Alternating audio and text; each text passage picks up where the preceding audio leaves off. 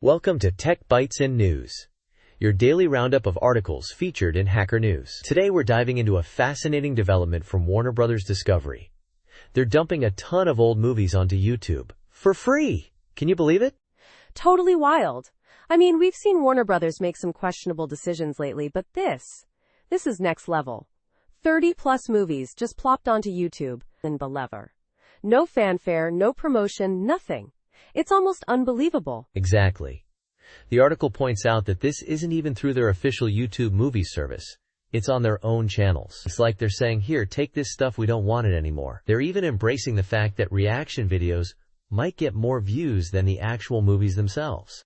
That's a pretty bold statement about their own content, isn't it? The article mentions a mix of titles. Some classics like Waiting for Guffman, some cult favorites like True Stories, and, well, let's just say a few infamous flops like The Adventures of Pluto Nash. Talk about a mixed bag. Yeah, it's a real spectrum. Some hidden gems alongside some real stinkers. It makes you wonder about their strategy, or lack thereof. They have Max, they have TCM. Why YouTube? And why DRM free? It's baffling. The article suggests it might be a sign that the streaming model isn't all it's cracked up to be, especially for older content. Netflix and others seem to favor newer releases, leaving older movies in a kind of streaming limbo.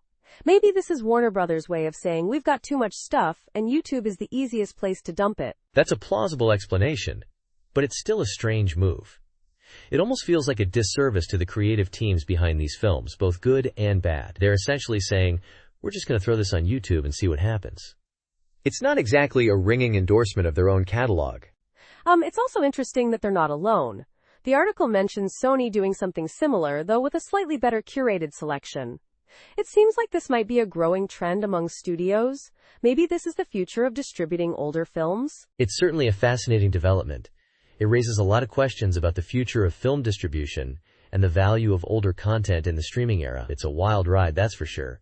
And hey, at least we get to watch Waiting for Guffman for free. Absolutely.